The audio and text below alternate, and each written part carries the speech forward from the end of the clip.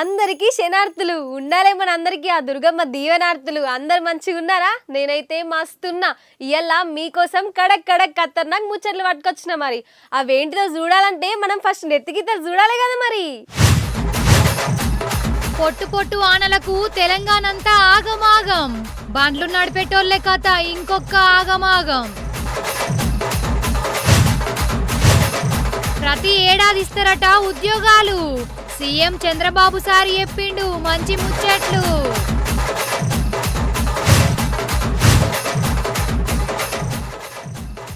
Pawan sir జ్వరం వచ్చినా busy. వానదేవుడు పగబట్టినట్టే అనిపిస్తుందిలా. పరిస్థితి చూస్తే నాకైతే ఏం అర్థమైతలేదు. పట్నం మొత్తంలా వానలు దంచి చంపుతున్నాయి.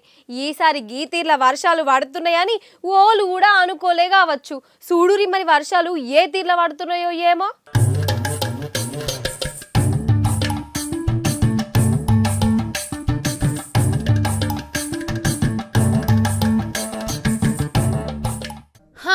హైదరాబాద్లా గురువారం అర్ధరాత్రి నుంచి కూడా భారీ వర్షాలు పడుతున్నాయి. మొగులకు ఏదో బొక్క పడ్డదన్నట్టు వాన మస్తుగా దంచుతుందిలా. రోడ్లపై ఎక్కడికక్కడ మస్తుగా ట్రాఫిక్ జామ్ అయితే బండ్లు నడిపే అందరికి మస్తు బాధ అవుతుంది. పలు ప్రాంతాలనైతే గత రాత్రి నుండి కురుస్తున్న భారీ వర్షానికి ప్రజలైతే మస్తు ఇబ్బందులు పడుతున్నారులా. గత 2-3 రోజులుగా వాతావరణ సూచన హెచ్చరిక చేస్తున్నా కూడా అధికారులు కేవలం సింగరేణి అధికారులు నిమ్ముకు నీరెత్తినట్టు వ్యవహరించి ఈరోజు పొద్దున తెల్లవారుజామున కురిసిన వర్షాలకు ఆ కట్ట తెగి ఏదైతే పిఓ ఆఫీసు, మేనేజర్ ఆఫీసు, అందులో ఉన్న కంప్యూటర్లు అవన్నీ కూడా తడిసి మొత్తం కుప్పలుగా మారిపోయినాయి. దీనికి అందరికీ కూడా RG3 జనరల్ మేనేజర్, పిఓ గారు, అలాగే సేఫ్టీ ఆఫీసర్ గారు ముందు జాగ్రత్త లేకుండా పని చేయడం వల్లనే సింగరేణికి భారీ నష్టం వచ్చింది. అలాగే సింగరేణిలో కొందరు అధికారులు ఈ యొక్క సింగరేణి కంపెనీ మాదే అనే రీతిగా వ్యవహరిస్తారు తప్ప మేము సింగరేణి ఉద్యోగులం, ఈ యొక్క కంపెనీ కాపాడవలసిన బాధ్యత మాకు ఉన్నది అనేది లేదు. కార్మికులు కష్టపడి కోట్ల రూపాయలకు అభివృద్ధి లాభాల్లో తెస్తూ ఉంటే సింగరేణి అధికారులు మాత్రం ఇష్టారాజ్యంగా వివరిస్తారు. ఇవాళ ఈ నష్టం మీద సింగరేణి CNMD విజిలెన్స్ విచారణ జరిపి దీనికి ఎవరైతే దీనికి బాధ్యులైతారో వాళ్ళ మీద చర్య తీసుకోవాలని ప్రతి ఒక్కరం కూడా కోరుకుంటున్నాం. వాన నీళ్లతోని రోడ్లన్నీ మునిగిపోయినాయి. తక్కువ ఎత్తులున్న కాలనీలు, లోతట్టు ప్రాంతాల్లో వాన నీళ్లు అచ్చుడుతోనే పబ్లిక్ది ఒక గోస కాదు. ఈ వాన ఇంకొన్ని గంటలు గిట్లనే ఉంటదని వాతావరణ శాఖనైతే హెచ్చరికలు జారీ చేసింది. నిన్న సాయంత్రం మనకి మధ్య బంగాళాఖాతం ప్రాంతంలో ఒక అల్పపీడన ప్రాంతం ఏర్పడింది. ఇది ఈరోజు ఉదయానికి తీవ్ర అల్పపీడనం కూడా మారింది. ఇది రాగల 12 గంటల్లో మరింత బలపడి వాయుగుండంగా కూడా డిప్రెషన్ అంటాం, మాన్సూన్ డిప్రెషన్, ఇలా వాయుగుండంగా కూడా మారే అవకాశం ఉంది. సో దీని ప్రభావం వల్ల మనకి తెలంగాణలో ఈరోజు రేపు ఎక్కువగాను, ఎల్లుండి కొన్ని చోట్ల భారీ వర్షాలు, అతి భారీ వర్షాలు పడే అవకాశం ఉంది. సో ఈరోజు రేపు మనం పలు జిల్లాలకి వార్నింగ్ ఇవ్వడం జరిగింది. ఇప్పుడు ప్రధానంగా ఈ ప్రాంతంలో ఈ అల్పపీడనం కేంద్రీకృతమైంది. రాగల రేపు ఉదయం నుంచి మధ్యాహ్నం సమయంలో ఈ రకంగా వాయువ్య దిశలో ప్రయాణించి మనకి ఈ ఉత్తర కోస్తా, దక్షిణ ఒడిస్సా ప్రాంతంలో తీరాన్ని దాటి ఇటు ఛత్తీస్గఢ్ ప్రాంతంలోకి ప్రవేశించే అవకాశం ఉంటుంది. అది తీరాన్ని దాటిన తర్వాత కూడా దానికి సంబంధించిన ఉపరితల ఆవర్తనం ప్రస్తుతం సముద్ర మట్టం నుంచి 8 కిలోమీటర్ల ఎత్తులో ఉంది. కాబట్టి మనకి తెలంగాణ మీదుగా ఈ రేపు కూడా దాని ప్రభావం ఉంటుంది.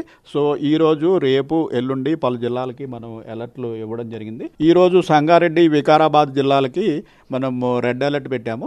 అలాగే ఇటు దక్షిణంలో ఉన్న నిర్మల్, నిజామాబాద్, కామారెడ్డి, మెదక్, సెంట్రల్ జిల్లాలు సిద్దిపేట, జనగాము, ఇటు వరంగల్ జిల్లా, భద్రాద్రి కొత్తగూడెం, ములుగు, జయశంకర్, అట్లాగే మనకి దక్షిణ దిక్కులో మహబూబ్ నగర్, నాగర్ కర్నూలు ఈ జిల్లాలకి ఆరెంజ్ అలర్ట్ కొనసాగుతుంది. రాష్ట్రంలోని మిగిలిన అన్ని జిల్లాల్లోనూ కూడా ఎల్లో అలర్ట్ అంటే భారీ వర్షం 7 నుంచి 12 సెంటీమీటర్ల వరకు, ఇంక్లూడింగ్ సిటీలోని 3 జిల్లాలకి కలిపి ఎల్లో అలర్ట్ పెట్టడం జరిగింది. హైదరాబాద్తో సహా తెలంగాణలో జయశంకర్, భూపాలపల్లి, కరీంనగర్, మహబూబాబాదు, మేడ్చల్, మల్కాజగిరి, నిజామాబాదు, పెద్దపల్లి, రాజన్న సిరిసిల్ల, సిద్దిపేట, సూర్యాపేట, జనగాం, జోగులాంబ, గద్వాలు, కామారెడ్డి, మహబూబ్ నగర్, మెదకు, నాగర్ కర్నూలు, నల్గొండ, నారాయణపేట, రంగారెడ్డి, సంగారెడ్డి, వికారాబాదు, వనపర్తి ఇట్లా చెప్పుకుంటూ పోతే గిన్ని జిల్లాలల్లా అక్కడక్కడైతే ఉరుములు మెరుపులతోని గంటకు 40 నుండి 60 కిలోమీటర్ల వేగంతో అయితే ఈదురుగాలులతో కూడిన భారీ వర్షం పడుతుందట. ఈ వర్షాల వల్ల ఐటీ కారిడార్ పరిధిలో కంపెనీ ఎంప్లాయీస్ కి వర్క్ ఫ్రం హోమ్ ఆప్షన్ ఇవ్వాలని సైబరాబాద్ పోలీసులు ఆయా కంపెనీలకైతే మరి సూచన చేసిండ్రు. చూడాలి మరి ఈ వానలు జయంగా ఇంకెన్ని బాధలైతాయో ఏమో.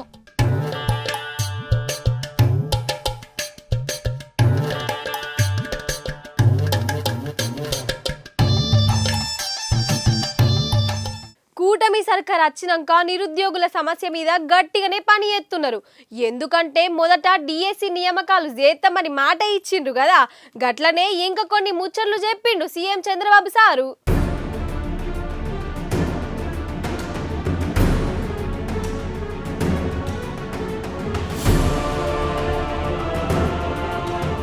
ప్రతి ఏటా డిఎస్సి నోటిఫికేషన్ ఉంటదని ముఖ్యమంత్రి నారా చంద్రబాబు నాయుడు సారు మంచిగానే వార్త చెప్పిండుల్లా. నిరుద్యోగులు ఈ ఏటనాట డిఎస్సిలో క్వాలిఫై కాని వాళ్ళు ప్రిపేర్ కావాలి అని సూచన చేసిండు. ఇక ప్రతి ఏడాది డిఎస్సి నిర్వహిస్తామని, దానికోసం ప్రత్యేకంగా అనుమతులు తీసుకునే అవసరమే లేదని మంత్రి నారా లోకేష్ సార్కు సీఎం చంద్రబాబు సారు చెప్పిండ్రు. మెగా డిఎస్సిలో విజేతలకు ఉపాధ్యాయ పోస్టులు నియామక పత్రాలను జారీ చేసే కార్యక్రమము గురువారం రాష్ట్ర సచివాలయం సమీపంలో జరిగింది. ఈ కార్యక్రమంలో ముఖ్యమంత్రి చంద్రబాబు సారు పాల్గొన్నారు. డిఎస్సిల టీచర్లుగా ఎంపికైన 15,941 మంది అభ్యర్థులకు నియామక పత్రాలు ఇచ్చి తారీఫ్ చేసిండ్రు. అన్ని జిల్లాల నుంచి నియామక పత్రాలు అందుకునేందుకు కుటుంబ సభ్యులతో కలిసి అయితే రిక్రూట్ అయిన టీచర్లు వచ్చిండ్రు. ఈ సందర్భంగా ముఖ్యమంత్రి సారు మాట్లాడుతూ, సీఎంగా బాధ్యతలు ఏపట్టినాక తొలి సంతకం అయితే మెగా డిఎస్సి ఫైల్ పైనే పెట్టిన, అవినీతి లేకుండా పారదర్శకంగా డిఎస్సి ప్రక్రియ ఏపట్టినం, టీచర్లని నియమించినం. 150 రోజుల్లో ఈ ప్రక్రియను సమర్థవంతంగా ఏపట్టిన మంత్రి నారా లోకేష్ బృందాన్ని అభినందిస్తున్నా. ఇక టీచర్లుగా నియామక పత్రాలు తీసుకున్న ఉపాధ్యాయులను అభినందిస్తున్నా. ఈ రోజు మనందరం చూస్తే 16,347 ఉద్యోగాలు భర్తీ చేశాం. ఇంకో పక్క 15 ఏళ్లలో 14 సార్లు డిఎస్సి పెట్టి 1,96,619 మందికి ఉద్యోగాలు ఇచ్చిన వ్యక్తి నేనని చెప్పి మరొకసారి సవినయంగా మీ అందరికీ విజ్ఞప్తి చేస్తున్నాను. లోకేష్ గారు చెప్పారు, మీకు భవిష్యత్తులో ప్రతి సంవత్సరం డిఎస్సి ఉంటుంది, మీరు ఎప్పటికప్పుడు ప్రిపేర్ కండి. ఎన్ని వేకెన్సీలు వస్తే ఏ శాఖ అయినా కొంత నిర్లక్ష్యం చేస్తాం, కానీ విద్యాశాఖను మాత్రం నిర్లక్ష్యం చేయమని మరొకసారి మీ అందరికి హామీ ఇస్తున్నాం. మీరు కూడా ఎప్పటికప్పుడు అప్డేట్ చేసి టెక్నాలజీని కూడా అనుసంధానం చేసుకుని క్వాలిటీ ఎడ్యుకేషన్ పిల్లలకి ఇవ్వగలిగితే చాలా మార్పులు వస్తాయని చెప్పి కూడా నేను మీకు తెలియజేస్తున్నా. అందుకే ఈరోజు మిమ్మల్ని అందరినీ నేను కోరేది, రేపటి నుంచి మీరు అందరూ ఉద్యోగాలకు వెళ్తున్నారు. మీ పిల్లల మనోభావాల ప్రకారం వాళ్ళ భవిష్యత్తు కోసం మీరు పనిచేయాల్సిన అవసరం ఉంది అని చెప్పిండు. ఎన్నికల్లో హామీ ఇచ్చిన విధంగా బాబు ష్యూరిటీ జాబు గ్యారంటీ అని చెప్పిన దాన్ని నిజం చేస్తున్నా. 10 లక్షల కోట్ల పెట్టుబడులకు ఎంఓయూలు కుదుర్చుకున్నాం. 10 లక్షల ఉద్యోగాలు రాబోతున్నాయి. 15 ఏళ్లలో 14 సార్లు డిఎస్సిని పెట్టినాం. 1,96,619 ఉద్యోగాలను ఇచ్చినాం. ఇక పైన ప్రతి ఏటా డిఎస్సి ఉంటది అని సీఎం సార్ చెప్పిండులా. ఇక ఉద్యోగాలు వచ్చిన వాళ్ళైతే ఒక సంబరం కాదు. ఇది 3వసారి డిఎస్సి రాయడం, 3వసారి నేను విజయం సాధించాను. యాక్చువల్గా ఇంత ఫాస్ట్గా ఏ గవర్నమెంట్ రిక్రూట్మెంట్ చేయలేదు డిఎస్సి. ఇందుకు నేను చాలా గర్విస్తున్నాను ఈ గవర్నమెంట్ని. ఇంకోటి ఏమంటే, జస్ట్ మమ్మల్ని అపాయింట్మెంట్ ఆర్డర్ ఇచ్చి వదిలిపెట్టేవాళ్ళు, కానీ ఏ గవర్నమెంట్ కూడా ఇంత దగ్గరికి పిలిచి అదే పనిగా అన్ని సౌకర్యాలు కల్పించి, వసతి కానీ భోజనం కానీ అన్ని దగ్గర ఉండి చూసి మమ్మల్ని దగ్గర తీసుకొచ్చి సీఎం చేతుల మీదుగా ఇట్లా నియామక పత్రాలు ఇవ్వడం మాత్రం మేము చాలా మెచ్చుకుంటున్నాము. మేము ప్రొద్దుటూరు నుండి ఇక్కడికి రావడం జరిగింది. డిఎస్సిలో ఉద్యోగం సాధించి ఇక్కడ అభినందన సభకు రావడం జరిగింది. విజయోత్సవ సభకు చాలా సంతోషంగా ఉంది. ఎందుకంటే 2014లో ట్రై చేశాను, కొద్ది మార్కులో మిస్ అయింది. అలాగే 2018లో, తర్వాత 2018 నుంచి 2024 వరకు దీనికోసమే ప్రయత్నం చేస్తూనే అనమాట. చివరికి 2024లో కూటమి ప్రభుత్వం రావడము, వచ్చిన వెంటనే డిఎస్సిపై తొలి సంతకం చేయడము, అదేవిధంగా నోటిఫికేషన్ పూర్తి కావడము, ఉద్యోగాలు నియామకం కూడా జరుగుతూ ఉంది. కాబట్టి చాలా సంతోషంగా ఉందన్నమాట. దీనికంతటి కృషి చేసినటువంటి కూటమి ప్రభుత్వానికి ధన్యవాదాలు తెలుపుకుంటున్నాము. డిఎస్సి ఫస్ట్ టైం నేను రాయడము, చానాల నుంచి ప్రిపేర్ అవుతున్నాము. ఈ గవర్నమెంట్ ఫస్ట్ తొలి సంతకమే డిఎస్సి మీద పెట్టడము, అది మాకు ఇంత త్వరగా చాలా బాగా చేయడము అనేది మా విద్యార్థులందరి అభినందనలు మేము తెలుపుకుంటున్నాము. మేము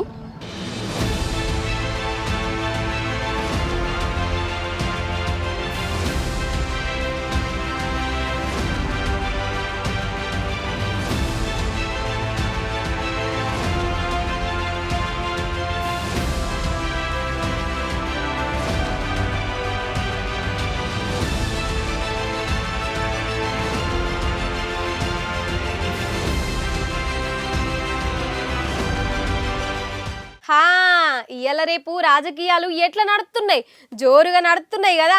ఎందుకంటే పట్నంలో జూబ్లీ హిల్స్ సీట్ కోసం టగ్ ఆఫ్ వార్ నడుస్తుంది కదా. కానీ కేసీఆర్ సారు ఒక అడుగు ముంగటనే ఉన్నాడులా. మరి ఏందో అక్కడ ఏమైతుందో ఒకసారి చూడుండ్రి మీరే.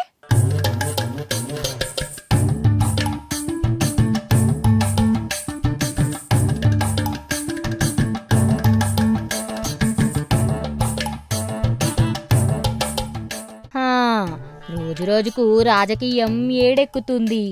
మొత్తం కూడా జూబ్లీ హిల్స్ ఉప ఎన్నికల మీదనే నడుస్తుంది. ఇటు అధికార పార్టోళ్ళు, అటు ప్రతిపక్ష పార్టోళ్ళు, బీజేపీ లీడర్లు మస్తు తన్లాడుతున్నారు. కాంగ్రెస్ పార్టీ లీడర్స్ అయితే మొత్తం ఆన్నే ఉంటున్నారు. జోర్దారుగా శంకుస్థాపనలు చేస్తాళ్ళు. లీడర్లు మొత్తం అయితే ఇంటింటి కరుచుకొచ్చుకుంటున్నారు. అయితే ఎవరనేది ఇంకా కన్ఫర్మ్ కాలేదు కానీ కాంగ్రెస్ పార్టీల నుండి. కానీ బీఆర్ఎస్ పార్టీలా ఒక అడుగు ముందుకేసిర్రు. జూబ్లీ హిల్స్ ఎమ్మెల్యే మాగంటి గోపీనాథ్ అన్న కాలం చేసిండు కదా. అయితే ఆ లింటామనే మాగంటి సునీతక్కకు ఈసారి జూబ్లీ హిల్స్ ఎమ్మెల్యే పదవికి పోటీ చేయడానికి గ్రీన్ సిగ్నల్ ఇచ్చిండ్రట. మీరందరూ కూడా మాతో చాలా సహకరించారు. మీ అందరికి కూడా కృతజ్ఞతలు. ఇక ముందు కూడా అంత సపోర్ట్గా ఉంటారని.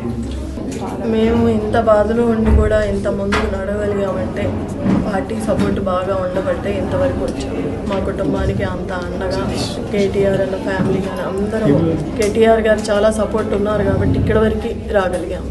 వాళ్ళు వేసుకొచ్చిన కార్యాలు, సర్కార్ల తప్పులు ఇక అన్నీ వేలెత్తి చూపిస్తాలట. ఎట్లన్నా చేసి ఈసారి మళ్ళా గెలవాలని గట్టిగా ప్లాన్ వేసిరు మరి బీఆర్ఎస్ పార్టోళ్ళు. గోపన్న ఇలా అవుతారని అనుకోకుండా ఇలాంటి సంఘటన జరుగుతుందని ఎప్పుడూ ఊహించుకోలేదు మేము. ఇది మా కుటుంబానికి తీరని లోటు. ఆ తీరని లోటుని కేటీఆర్ అన్న అండగా ఉండి, మా పిల్లలకి సపోర్టుగా ఉండి ఆ కుటుంబం అంతా మమ్మల్ని ముందుకు నడిపించారు. కేటీఆర్ అన్న మా కుటుంబానికి చాలా అండగా సపోర్టుగా ఉన్నారు. మా పిల్లలకు కానీ మాకు కానీ ముందుకు నడిపించి ఒక దిశానిర్దేశగా అన్నీ నాతో చేయించుతూ తీసుకువెళ్ళారు. గోపన్న ఆశయాలు ఏవైతే ఉన్నాయో అవన్నీ ముందుకు తీసుకెళ్తాము. గోపన్న ఆశయాలతో జతగా ఉండి ఇప్పటి వరకు కార్యకర్తలు కానీ నాయకులు కానీ మా ఫ్యామిలీ అనుకున్న జూబ్లీ హిల్స్ నియోజకవర్గ ప్రజలందరూ మాకు అండగా ఉండి ఇప్పటి వరకు మమ్మల్ని నడిపించారు. ఆ అందరికీ నా కృతజ్ఞతలు తెలియజేసుకుంటున్నాను. కానీ ఎలక్షన్ కమిషన్ వాళ్ళు ఇంకా ఎప్పుడు ఎన్నికలు పెడతారో చెప్పలేదు. కాంగ్రెస్ పార్టీ, బీజేపీ పార్టీ గెలుపు గుర్రం ఎవ్వలెక్తారో చూడాలి.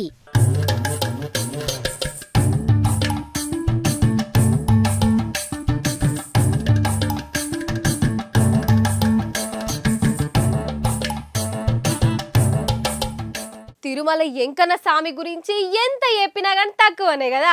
ఇగో స్వామికి ఉన్న ధనము, ఐశ్వర్యము ఎవ్వరికి కూడా లేదంటారు. కానీ కొన్ని వద్దుల సంధి ఆడ దొంగతనం జరుగుతున్నట్టు ప్రచారం అవుతుంది. మన దొంగతనం ఏందో, అదే ఆ కథ ఏందో మరొకసారి మీరు చూడుండ్రి.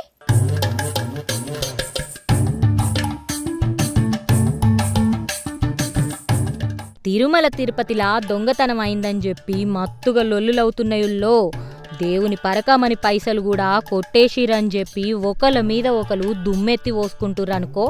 అటు జగన్ ప్రభుత్వమే మొత్తం గూలగొట్టింది, పైసలన్నీ దోసుక తిన్నరని, ఇక తిరుమల తిరుపతి న్యాయం చేసిందని అందరు అంటున్నారు. వారం 15 రోజుల సంధి గిదే నడుస్తుంది.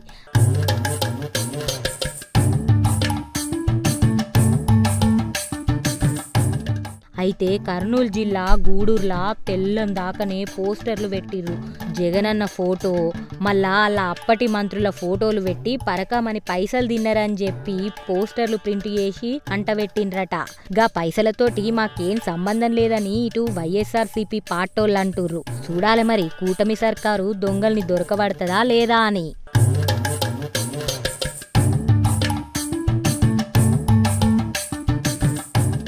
అసెంబ్లీలో బాలకృష్ణ సారు మస్తు కోపం వచ్చిందుల సారుకు. ఎందుకో ఏమో కానీ సినిమా ఇండస్ట్రీల కోసం మేము మస్తు కష్టపడ్డాం, గత సర్కారోళ్ళు మమ్మల్ని పట్టించుకోనే లేదు అని మస్తు గరమైండుల్లా. ఎర ఏమైందో ఆ కథ ఏందో ఒకసారి చూద్దాం పారి.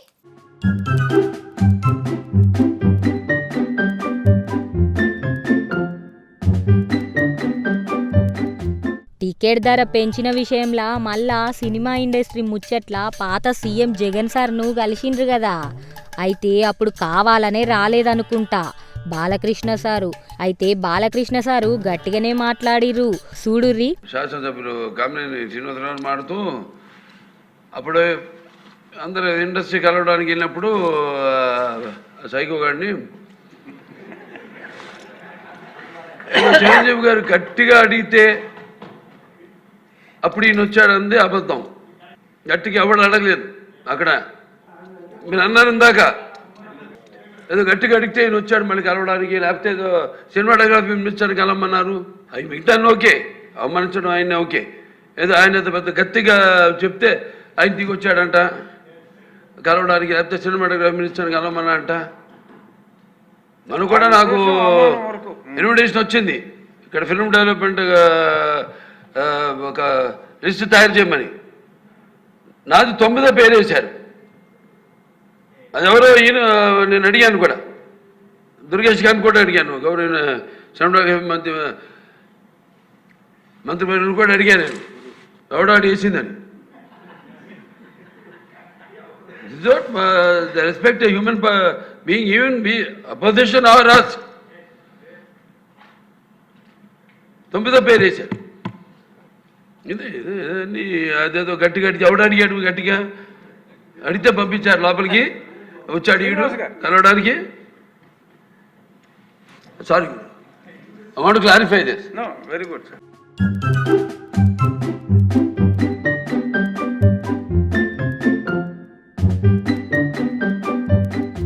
ఇటు రాజకీయంలా అటు సినిమాలలా పవన్ సారు మస్తు బిజీ అయిపోతుండు. కానీ పాపం సారుకు పానం కూడా హుషారు లేకుండా కానీ పబ్లిక్ తిప్పలా మంచిగా అరుచుకుంటున్నాడులా. ఎక్కడ ఏమొచ్చినా ఏమైనా, ఎవరికి ఏ బాధ వచ్చినా, ఎవరికి ఏ కష్టం వచ్చినా ముంగటుండి అరుచుకుంటున్నాడు మంచిగా. ఇక ఆ సారుకు పానం హుషారు లేదంటే అందరికీ బాధనే కదా. నాకు కూడా మస్తు బాధ అవుతుంది సారుకు మంచిగా లేదంటే. మరి సారుకు ఏమైందో ఒక్కసారి అరుచుకుందాం పారి.